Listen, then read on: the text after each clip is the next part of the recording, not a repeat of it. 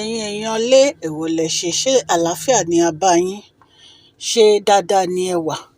Lórí gist ti tèní, wọ́n ní Ashley lọ sí Àkúrẹ́ láti lọ kí màmá queen wa Naomi ní happy birthday o.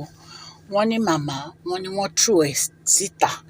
Ẹ̀yin èèyàn lé gist tèní nìyẹn, jẹ́ ká jọ gbọ́ gist tèní. Tó bá jẹ́ ìgbà àkọ́kọ́ tí ẹ̀ ń darapọ̀ mọ́ Mashola Gist TV, mo kí yín káàbọ̀ sí orí ètò tòní. Ṣe dáadáa ni mo bá yín, gbogbo ilé ń kọ́, èmi ọmọ yín Mashola. Mo dúpẹ́ púpọ̀ lọ́wọ́ yín fún àdúrótì yín o. Ní agbára Ọlọ́run, òkè òkè lọ́lá yín á máa lọ, ọlá yín ò ní lọ ìsàlẹ̀. Ẹ̀yin èèyàn lé, tẹ́ bá ti subscribe, kí ló dé, kí lẹ̀ ń dúró ṣe? Ẹ subscribe so that tí n bá ti post any gist ẹ máa rí. Mo máa ń sọ̀rọ̀ nípa celebrity gist and royal gist. Mo dẹ̀ máa ń sọ Yorùbá lórí channel mi.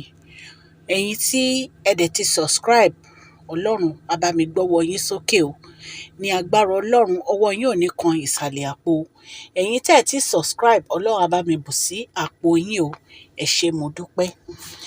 Gist tèní, wọ́n ní Ashley, wọ́n ní ó gba Àkúrẹ́ lọ o. Wọ́n ló lọ kí màmá queen wa ní happy birthday.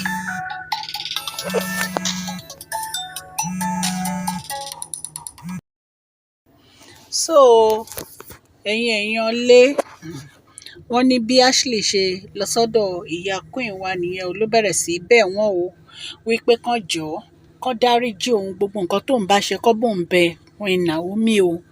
Ẹ rántí pé Ashley pé Queen Naomi ní fake pastor. Ẹ rántí ẹ̀yin èèyàn lé. Lẹ́yìn ìyẹn ló tún pe Queen Naomi pé wọ́n wá gba ọkọ àwọn. Wọ́n ní gbogbo nǹkan tó ń ṣe yìí, wọ́n ní orí group test ló ti ń ṣe gbogbo ẹ̀, ló ti ń dára tó ń dá yìí o.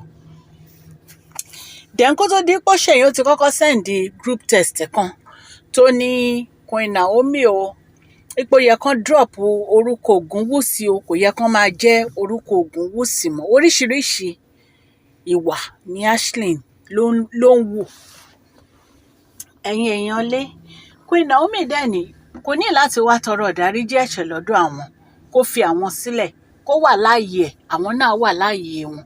Ipá wọn ò fẹ́ wàhálà Ashley, wípé kì í ṣe ọ̀rẹ́ àwọn, kò ń ṣe family àwọn ò ní ìdá apology, àwọn ti forgive gbogbo wọn, ṣùgbọ́n àwọn ò ní ìdá apology.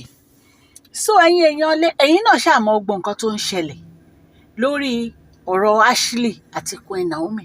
A tún ní láti máa padà sẹ́yìn. Nǹkan tí ò kàn yé mi lọ́rọ̀ Ashley ni pé kí ló dé tó yẹ pé tó bá ti gbéra báyìí, òun àti Mariam, ìsáyà kan gba church Queen Naomi lọ, àbí kan lọ sílé Queen Naomi. Kí ló dé? Ṣé tipátipá léèyàn fi ń lọ kíyàn ni? Wọ́n ní pé ó lóun fẹ́ wá wíṣì màmá queen wa ní happy birthday ni. Kí ni tiẹ̀ láti lọ máa wíṣì wọn ní happy birthday? Nǹkan tí ò yé mi nìyẹn. Orogún ni yín, so kí ni tiẹ̀ láti lọ máa wíṣì màmá ní happy birthday? Nǹkan tí ò yé mi nìyẹn. Because wọ́n ní kó stay away from their family. Why can't you just do that? Ṣé ìyẹn wà so difficult láti ṣe ni? Ìyẹn wà so difficult láti stay away. Wọ́n ní kó stay away from their family. Wọ́n láwọn ò fẹ́ wàhálà ẹ, àwọn ò fẹ́ jọ́, àwọn ò fàròyé. Still yet, ó máa lọ ni. Ìwọ náà máa bá ní Lẹ́kí, ìwọ náà máa bá ní Àkúrẹ́, ìwọ náà máa bá ní church Queen Naomi. Kí ló dé, kí ló ṣẹlẹ̀? Kí ló sọnù tó ń wá kiri? Wọ́n ní bí màmá ṣe lè dànù nìyẹn o. Wọ́n ní inú kábíyèsí dùn nígbà tó gbọ́ wípé màmá lè dànù. Ṣé ẹ mọ̀ pé kábíyèsí ti ń wọ̀nù wọn pé kí gbogbo wọn kó má dé ọ̀dọ̀ Queen Naomi mọ́, especially Ashley. Wọ́n ti ń wọ̀n wọn pé kó má dé ọ̀dọ̀ Queen Naomi mọ́, kó má dé church Queen Naomi mọ́, kó má lọ wá Queen Naomi lọ́mọ. But irọ́ ni wọn ò ní gbọ́ o. Irọ́ ni wọn ò ní gbọ́ o.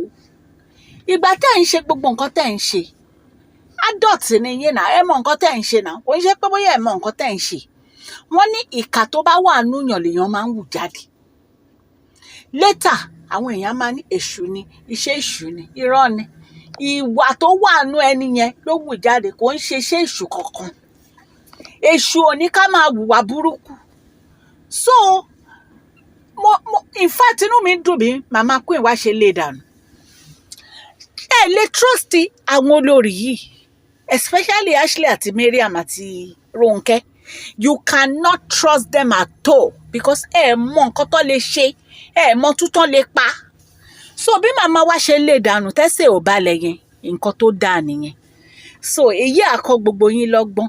Ẹ jókòó sílé yín, ẹ má wá Queen Naomi lọ́mọ, ẹ má wá ya Queen lọ́mọ, ẹ fi wọ́n sílẹ̀, ẹ jẹ́ kán enjoy ara wọn, ẹ jẹ́ kán enjoy ayé wọn, ẹ jẹ́ kí wọ́n ní peace, ẹ jẹ́ kí wọ́n ní peace. Kí ló dé? Kí ló ṣẹlẹ̀? Kí ló sọnù lọ́wọ́ yín? Kábíyèsí ti wọ́n yín, Queen Naomi ti wọ́n yín, wọ́n láwọn ò wá interested, wọ́n ní kẹ́ stay away from àwọn.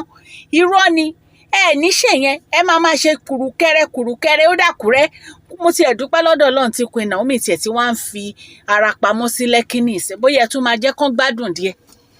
Ẹ̀yin èèyàn lé gist tá a gbọ́ nìyẹn, ta ní ká wá sọ fún yín o. Ashley ló tún lọ sákúrẹ́ o, ló tún lóun fẹ́ lọ kí ìyá Queen wá happy birthday o. So Ọlọ́run Elédùmarè á wà pẹ̀lú gbogbo etí tó ń gbọ́ mi o. Òkè òkè lọ́lá yín á máa lọ o. Thank you so much. Please share this video, like and subscribe. God bless you all.